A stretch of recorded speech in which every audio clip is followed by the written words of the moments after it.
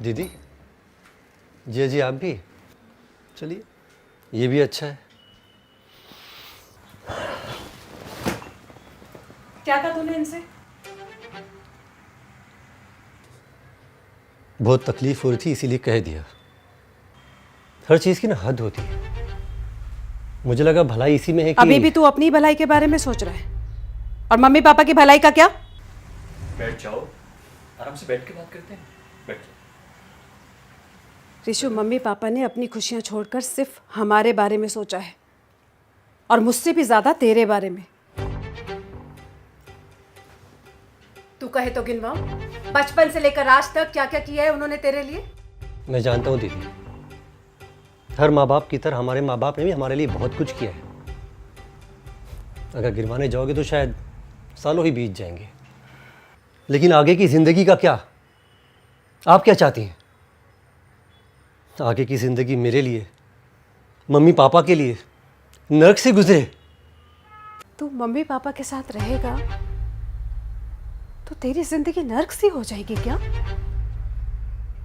होता है दीदी, कभी कभी ऐसा भी होता है। नहीं होता है। जिन माँ बाप ने तुझे खड़ा करने के लिए अपनी पूरी जिंदगी लगा दी, उन माँ बाप के साथ रहने के लिए तेरी जिंदगी नर्क हो जाएगी ऋषु। कभी कभी मिलने जाया करूंगा मैं उनसे। अच्छा, तो एक बूढ़े माँ बाप की पूरी जिंदगी का ये सिला मिलेगा कि उनका बेटा उनसे कभी कभी मिलने जाता रहेगा। हाँ, करना पड़ता है दीदी, घर की सुख शांति के लिए करना पड़ता है। मेरी बीवी भी तो किसी की बेटी है ना, उसके बारे में सोचना बंद कर दूं? तो किसने कहा तुझे कि मत सोच? किसने कहा मत सोच अपनी बीवी के बारे में? ऋषु, मम्मी पापा ये कभी नहीं चाहते कि तेरे और उसमें कोई प्रॉब्लम हो, तू उसे परेशान करे, उसे तंग करे। और वैसे प्रॉब्लम क्या है उसकी? रोज तो सुबह मैडम 9 या 10 बजे सो के उठती है, कभी किसी ने टोका उसे? धीरे धीरे अपनी जिम्मेदारी समझ जाएगी वो। अच्छा, तो मम्मी पापा के प्रति उसकी कोई जिम्मेदारी नहीं है? तो आपने क्या किया? क्या किया आपने अपने सास ससुर के साथ? इनके माता पिता आपके माता पिता नहीं थे? आप भी तो सुबह 9 बजे सोकर उठती थी ना। उनके घर पे रहने से आपको प्राइवेसी नहीं मिलती थी ना, अब तो मिल गई आपको प्राइवेसी। मैंने जिंदगी में वही किया है जो आपने कहा है। आप ही कहती थी ना, मैं जैसा करूंगी, मैं जैसा कहूंगी वैसा करेगा तो जिंदगी भर सुखी रहेगा। सुखी हूं मैं अभी बहुत। और एक बात बताऊं दीदी, मैं भी ना जीजा जी की तरह बहादुर नहीं हूं। जैसे ये आपके सामने झुक जाते हैं ना, मैं भी अपनी बीवी के सामने झुक जाता हूं, चाहे वो मांगे भले कितनी भी गलत क्यों ना हो।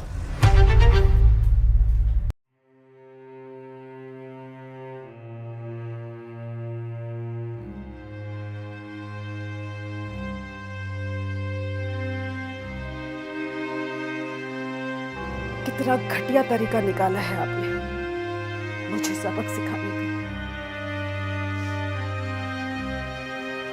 जिंदगी की कड़ी धूप में चलते चलते अगर छायादार उम्र दराज पेड़ ना मिले तो इंसान का चलना तो दूर, वो झुलस कर खत्म हो जाता है। हमारे बुजुर्ग वैसे ही होते हैं, वो हमारे साथ रहते हैं तो अपने स्नेह की ठंडी छाया देते हैं और कदम कदम पर हमारा मार्गदर्शन करते हैं।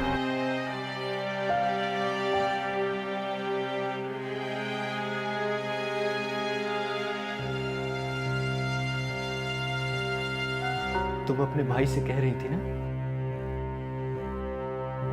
तुम्हारे मम्मी डैडी ने तुमसे ज्यादा उसका ध्यान रखा है, वो उनकी आंख का तारा है।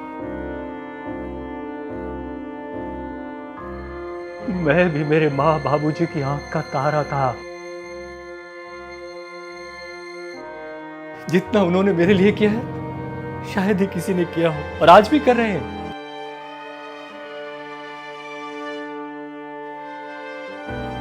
एक बात बताओ, तुमने कभी भी मेरे माँ बाबूजी को अपना माँ बाप क्यों नहीं समझा? हाँ?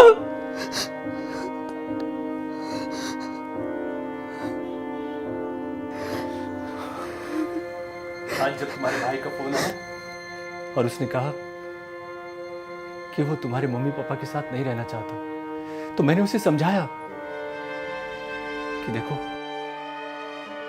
मम्मी डैडी से अलग मत होना।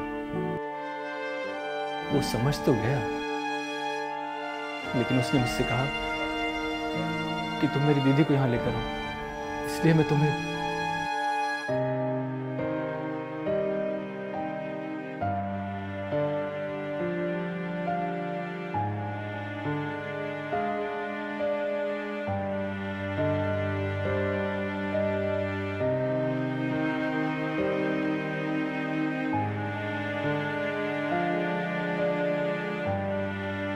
इससे ज्यादा और कुछ नहीं कह सकते,